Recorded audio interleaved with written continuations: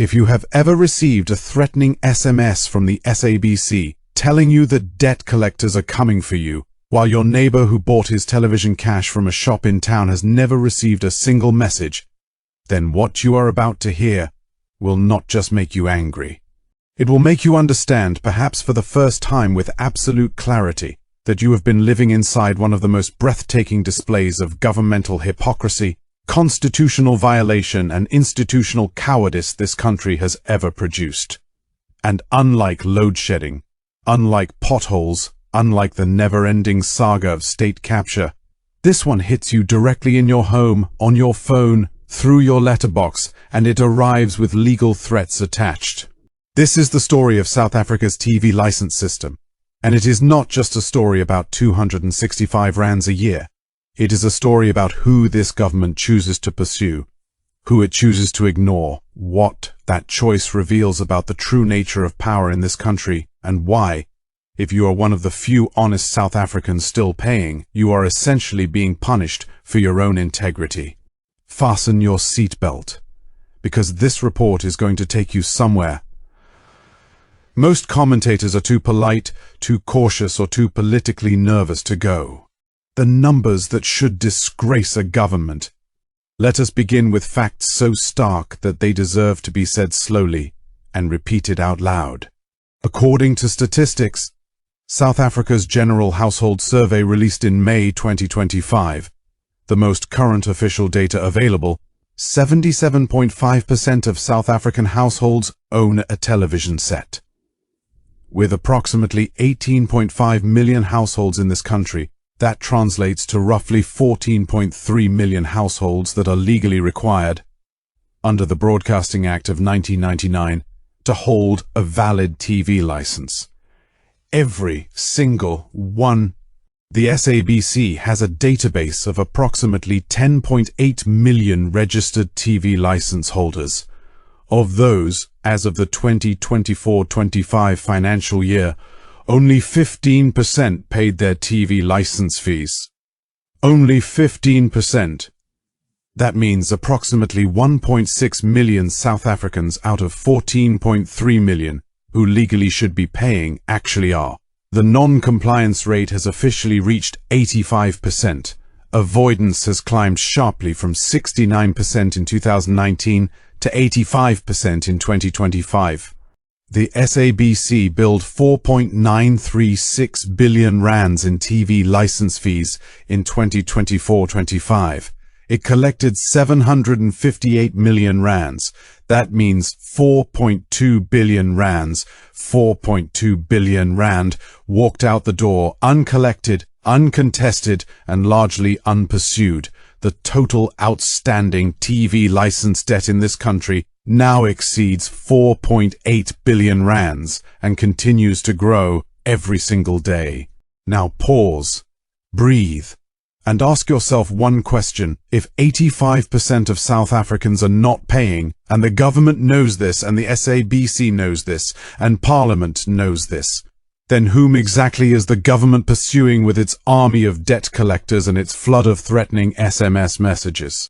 The answer will not surprise you, but it should enrage you. They are coming for you, because you were stupid enough to register. Here is the grotesque irony at the black heart of this entire system. The people receiving final notice SMS messages.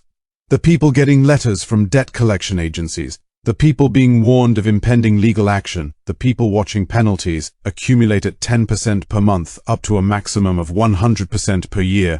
Those people are not the worst offenders. They are in almost every case the most compliant ones. They are the people who, at some point in their lives, did the right thing. They walked into a Macro or a Hi-Fi Corp or a game store and they bought a television set through formal channels. Their details were captured at point of sale. Their name, their address, their ID number, all entered into the SABC database. They may have even voluntarily registered for a TV license because they believed in obeying the law. And for that extraordinary act of civic responsibility and legal obedience, they are now being chased by debt collectors. Meanwhile, right now, at this very moment, tens of thousands of television sets are being sold across South Africa without a single license check taking place. In the electronics markets of Grey Street in Durban, in the informal shops of downtown Johannesburg, in the second-hand stores of Cape Town, on Gumtree, on Facebook Marketplace, cash deals, no receipts, no names, no IDs, no SABC database entry, no debt collector calls, no threatening SMS messages, nothing. Silence. Freedom. Those buyers, and there are millions of them, are equally breaking the law, identically. The Broadcasting Act of 1999 makes no distinction between the television purchased at Macro and the television purchased from a guy at a taxi rank. The legal obligation is identical, but the SABC's enforcement capacity, that stops at the boundary of its own database. Outside that database, the law does not exist. Inside that database, the law arrives with a debt collector's phone number attached. The South African government has, through sheer administrative laziness and institutional incompetence, created a system in which honesty is the one behavior that guarantees you will be punished. If you never registered, you owe nothing on paper. If you registered and then fell behind, you owe escalating penalties with interest. The lesson this system teaches every South African is simple and devastating. Never voluntarily comply with anything, because the moment your name is in a government database, that database becomes a weapon pointed at you. The retailer law that nobody enforces and nobody talks about. Now here is a part of this story that almost never makes the news, and it should be front page every single day. The Broadcasting Act of 1999 does not only place obligations on TV owners, it places enormous obligations on retailers. Before selling a television set, every retailer in South Africa is legally required to verify that the prospective buyer holds a valid, paid-up TV license. The penalty for selling a television to an unlicensed buyer is between 3,000 rands and 10,000 rands per set sold. Furthermore, every retailer is required to submit a written monthly sales register to the SABC reflecting every television set sold in the previous month, and an annual audited statement reflecting all sets sold during the year. These are not suggested guidelines. These are legal requirements, enshrined in statute, backed by criminal penalties. When last did you hear of a retailer being prosecuted for selling televisions to unlicensed buyers? When last was an informal trader raided for operating without a dealer's license and selling TVs without checking a single buyer's license status? When last did the SABC dispatch inspectors to Grey Street, to Risick Street, to the flea markets of Soweto, to the second-hand shops of Mitchell's Plain, to verify compliance? You already know the answer. Never. Or so rarely that it is effectively never. The SABC has a toll-free retailer validation call center, 0800009704, that retailers are supposed to call before every television sale. A small electronics shop doing 30 television transactions on a Saturday would need to make 30 calls to the SABC. The absurdity of this requirement in practice is matched only by the absolute silence with which its non-compliance is met by the authorities. And so the pipeline of unregistered television owners grows daily, legally invisible, financially untouchable, sleeping soundly every night, while the registered minority faces escalating debt and threatening correspondence. The government built a law and then only enforced the part of it that required the least effort, pursuing people already in a database, while ignoring the part that required actual work, actual inspections, actual accountability. That is not enforcement. That is harvesting. And you are the crop. The SABC has no inspectors. Listen to that again. Perhaps the most extraordinary admission in this entire scandal, one that was buried in a media statement and deserves to be projected on every billboard in South Africa, came in January 2026. When the SABC was forced to issue a public warning about criminals posing as TV license inspectors in order to gain entry to homes and rob residents. The SABC's official response? The broadcaster stated publicly, "The SABC wishes to remind the public that it has not appointed any inspectors or officials to conduct physical inspections of television sets in households. Door-to-door inspections are not part of the SABC's TV license enforcement processes. Take a moment to process what this means. The Broadcasting Act grants authorized TV license inspectors the power to enter any premises to carry out inspections. The law says inspectors can come to your door, demand to see your TV, demand your license, demand your ID. The law creates this enforcement mechanism and grants it extraordinary power. But the SABC has no inspectors doing this. Not one. They don't exist. The law says they can knock on your door. The SABC has publicly admitted they never will. So we have a broadcaster that can legally inspect your home but doesn't. That can legally prosecute retailers but hasn't. That can legally pursue the unregistered millions but can't because it has no idea who they are.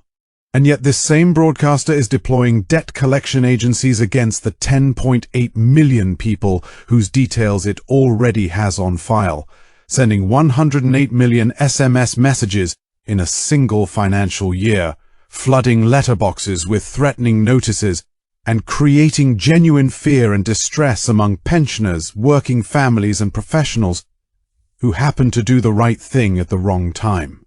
108 million SMS messages to chase the same pool of registered people round and round, over and over, while millions of completely unregistered television owners continue their television viewing in perfect, blissful peace.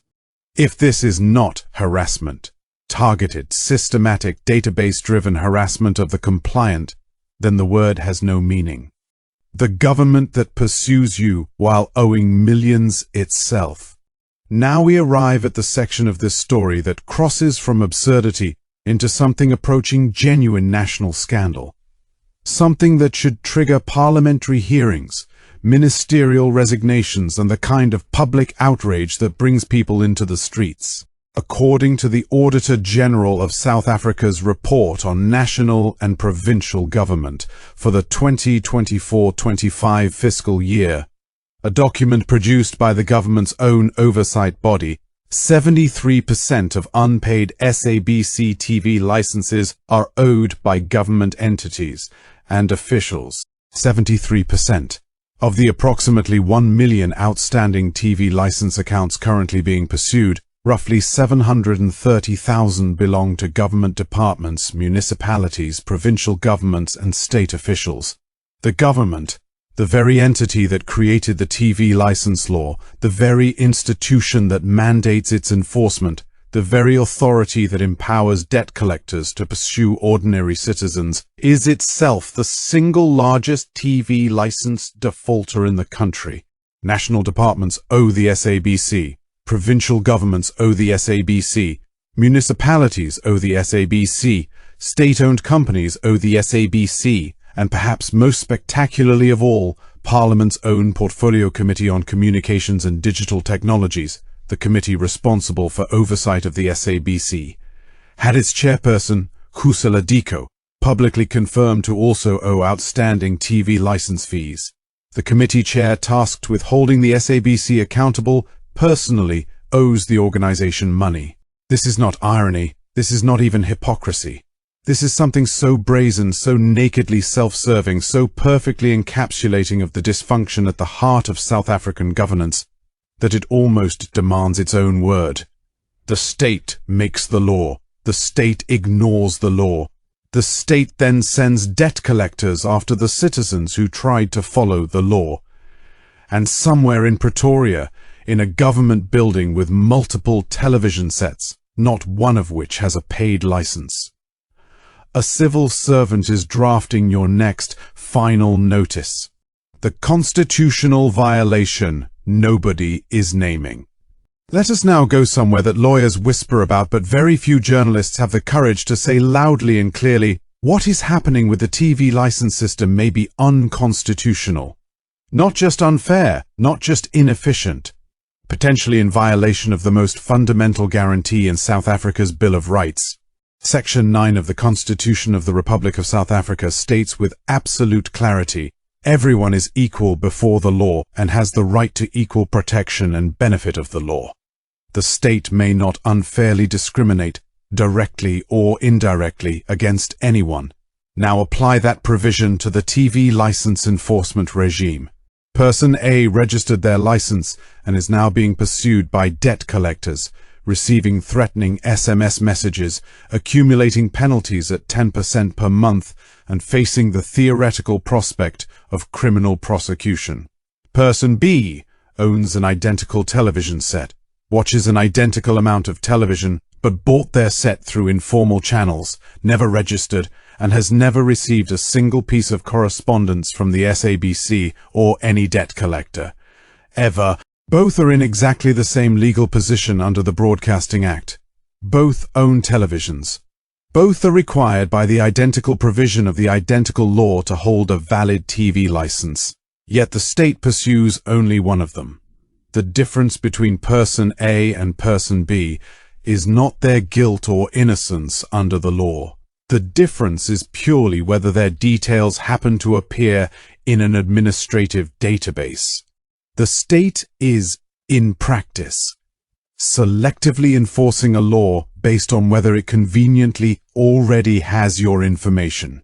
It is creating two classes of citizens under the same law, the traced and the untraced, and applying the full coercive power of that law only to the traced class. This is not equal protection before the law. This is the opposite of equal protection before the law, and the fact that the people most likely to be traced, formally employed, formally banked, purchasing through registered retailers, living at traceable addresses, happen to disproportionately be higher income, predominantly formally integrated South Africans, adds an additional dimension to this constitutional question that nobody in government wants to discuss openly. The minority who carry the entire country, and now this too. South Africa's tax architecture sits on a foundation so narrow it should terrify every person who depends on public services. According to the 2025 budget review, just 978,140 South Africans, 1.5% of the total population, pay 60.9% of all personal income tax. A mere 235,542 individuals, 0.4% of the population, contribute 33% of all personal income tax. SARS has 26.2 million registered individual taxpayers, but only 9.15 million are active and submitting returns, representing just 14.5% of the total population. Meanwhile, the country has 4 times as many social grant recipients as personal income taxpayers. The result is a compounding burden that falls again and again and again on the same exhausted shoulders. The formally employed, the formally banked, the formally registered, the people who bought their television from a registered retailer, because that is how law-abiding citizens are expected to behave. These people already pay personal income tax at rates that fund social grants for 28 million people. They pay VAT on every purchase. They pay property rates on formally titled homes. They pay medical aid because the public healthcare system has been hollowed out. They pay private school fees because public education has been defunded. And now, as the cherry on top of this avalanche of fiscal obligation, they receive final notice SMS messages demanding payment of a TV license that millions of their fellow citizens, equally obligated by the same law, will never be asked to pay. This is not a tax system. This is a squeeze machine with a very specific target demographic. The streaming generation has already voted with their remote controls. The SABC and its political guardians can issue all the debt collection notices they want. They cannot change the fundamental economic and technological reality that has already rendered the TV license model obsolete beyond any possibility of revival. Pay TV subscriptions in South Africa have grown from 29.2% of households in 2012 to 58.6% of households in 2024. The majority of South African television-owning households are already paying for content, voluntarily, without threats, without debt collectors, because that content delivers value they actually want, on demand, without being interrupted by the same 3 advertisements every 7 minutes. Netflix, Showmax, DSTV, Apple TV, YouTube Premium. The consumer has spoken clearly and repeatedly. They will pay for what they value, and what they value is not a broadcaster that shows 20-year-old American sitcoms between news programs read by anchors in suits that have not been updated since 2003. The SABC's own board chair, Katushalo Ramukumba, publicly acknowledged in November 2025 that relying on TV license fees is no longer viable. SABC CEO Nomsa Shabeli described the current system as outdated and ill-suited to the current media environment. The communications minister himself stated flatly, TV licenses have all but collapsed. Even the people running the system, even the people whose institutional survival depends on the system, have publicly conceded that the system is dead. The SABC itself has admitted that there is no new market for TV licenses.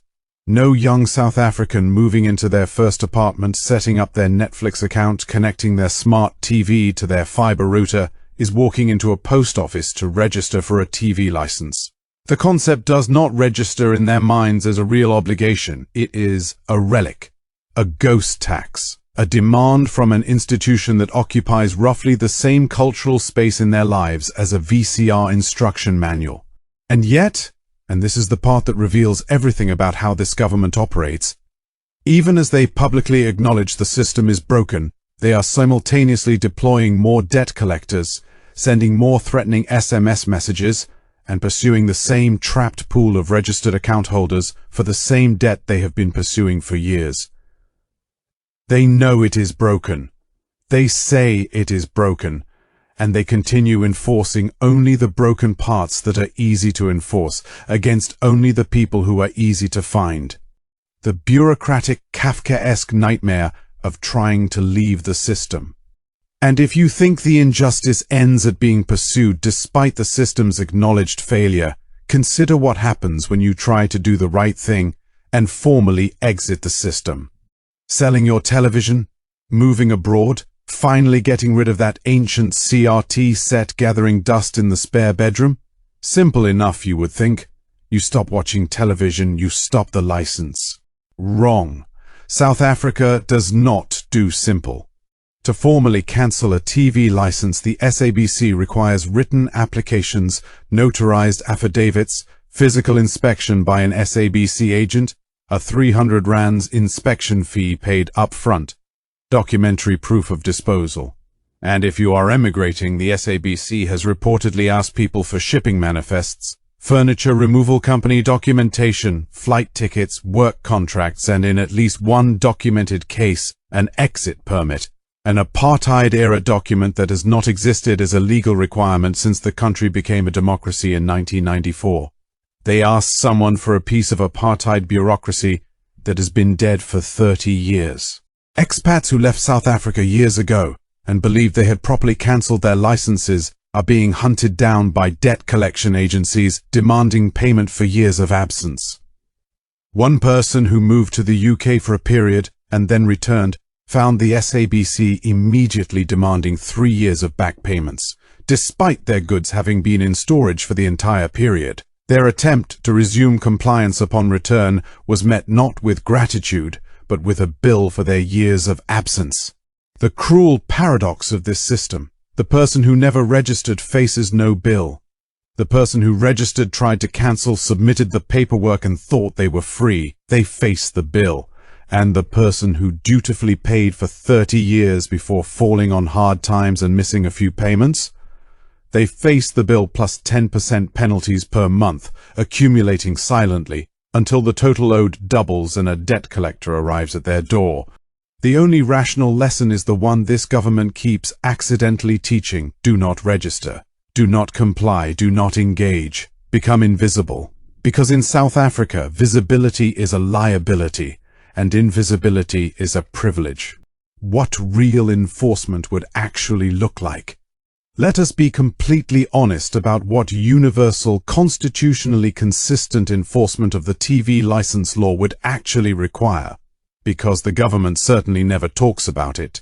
It would require inspectors to visit every informal electronics market in every major city in South Africa on a rotating basis, checking dealer licenses and sales registers.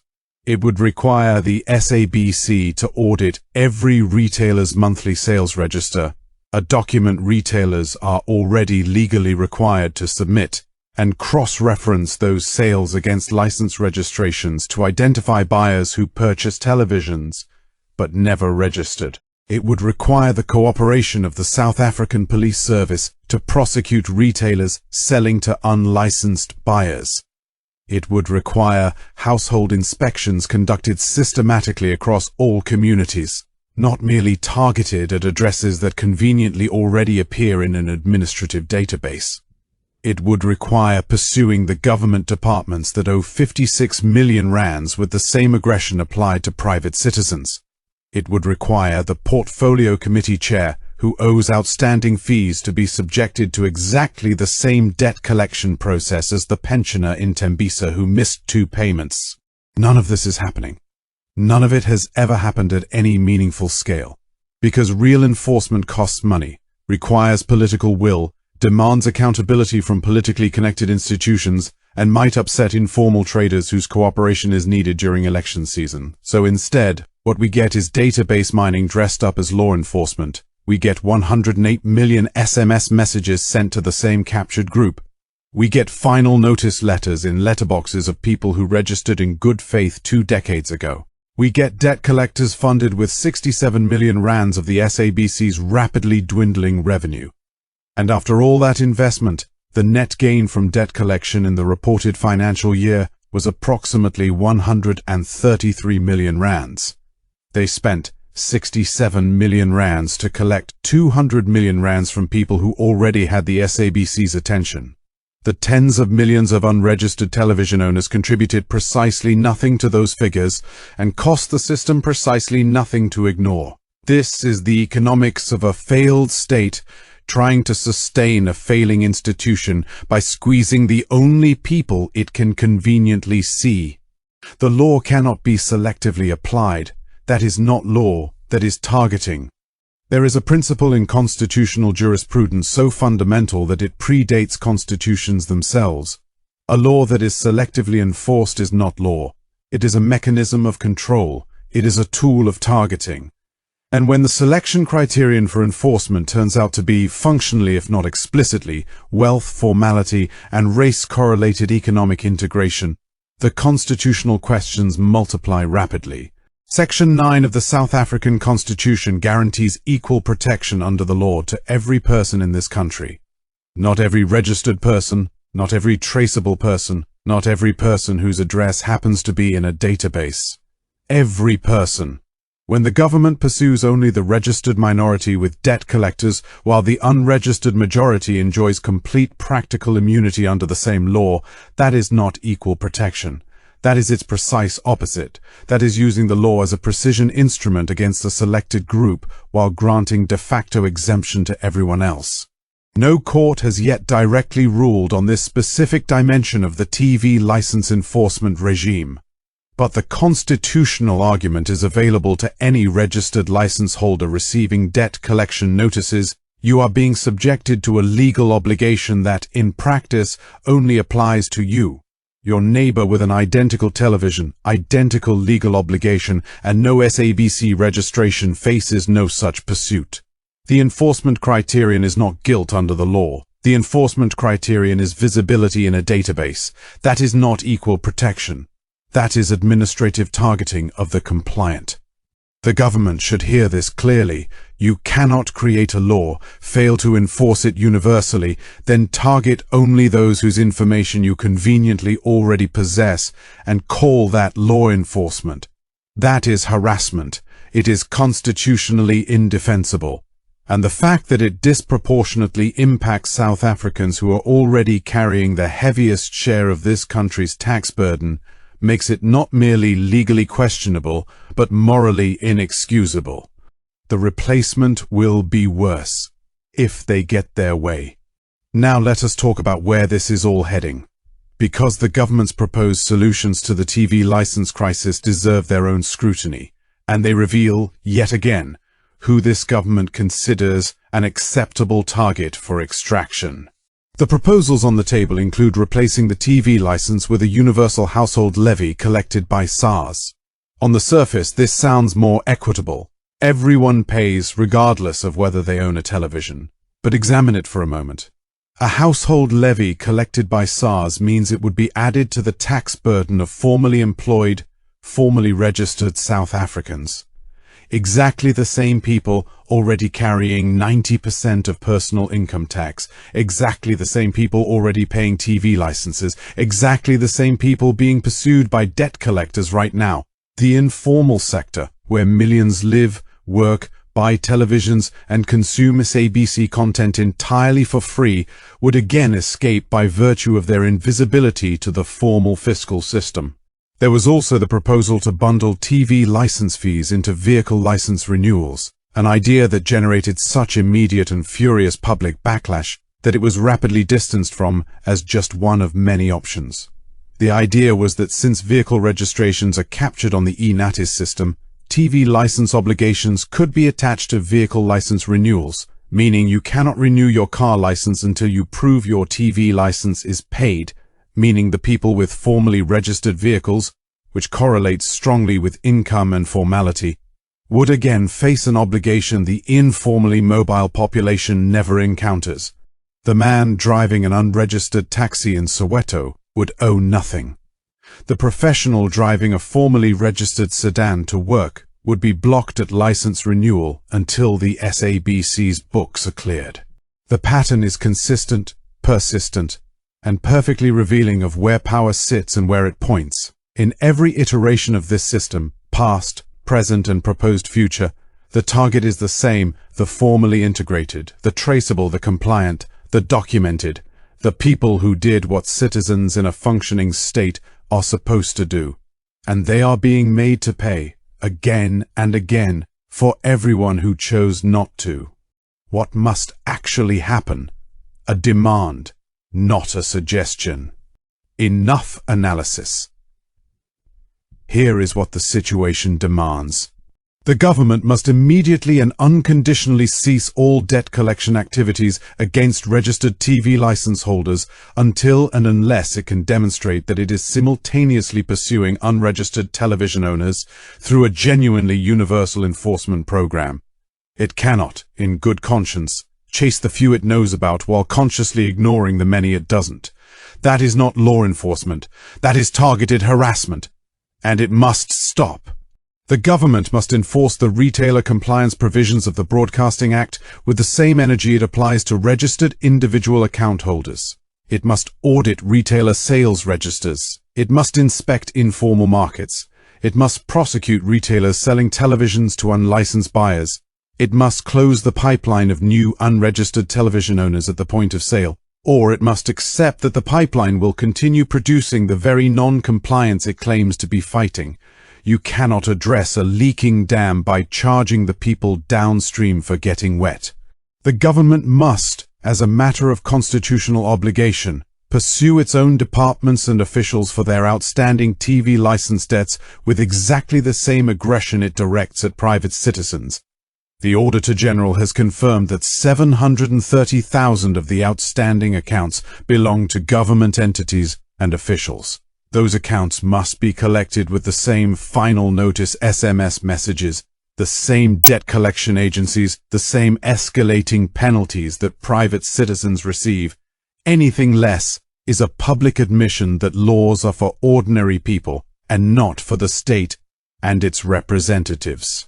And if the government cannot do any of these things, if it lacks the capacity, the will, the resources, or the political courage to enforce this law universally, then it must have the integrity to acknowledge openly that the system has failed, immediately suspend all penalty accumulation and debt collection actions, and replace the TV license regime without using the replacement as yet another mechanism to squeeze the same small pool of traceable formal sector South Africans who have already reached the absolute limits of their fiscal endurance. South Africa is a country of extraordinary people carrying an extraordinary burden, being asked, more accurately being demanded, to carry more. The TV license system in its current form is not a funding mechanism. It is not a broadcasting support structure. It is a relic of a 1999 law operating in a 2026 world, enforced only against those too honest, too traceable, or too formally integrated to escape its reach, while the majority it ostensibly applies to live in complete practical immunity from its consequences. The government made the law. The government is responsible for enforcing the law equally, universally, and without favor. When it fails to do that, when it instead sends debt collectors only to the doors of the registered, the formal, and the compliant, it is not enforcing a law, it is operating a targeting system. And it is doing so while its own departments, municipalities, and committee chairs quietly default on the very obligation they demand from you. This is the South Africa they built, a country where your honesty is the thing that makes you a target, where your formality is the thing that makes you visible, where your compliance is the thing that makes you pay, not just your fair share, but the share of everyone who looked at this system and quietly, rationally, chose not to play along. The real scandal of the South African TV license crisis is not that 85% of people are not paying. The real scandal is that the 15% who are paying have any legitimate reason to continue. If this report has opened your eyes, if it has given you language for a frustration you have felt but struggled to articulate, if it has helped you understand not just what is happening but why and to whom, then do not keep it to yourself. Share this report on every WhatsApp group you are in, your family groups, your work groups, your neighborhood groups, your school groups, your church groups, your street groups, your political groups, your sports groups, every single one. Because the government counts on public ignorance and private frustration. It counts on people suffering alone, assuming they are the only ones receiving those threatening SMS messages, assuming there must be something wrong with them specifically. There is nothing wrong with you. There is something profoundly, demonstrably, constitutionally wrong with a system that pursues the honest and ignores the invisible. And the only thing more powerful than a government with a database is a public that knows what that database is being used for. Share this, talk about this, demand better. Because in a democracy, the government works for you, not the other way around. And it is far past time this particular government remembered exactly that.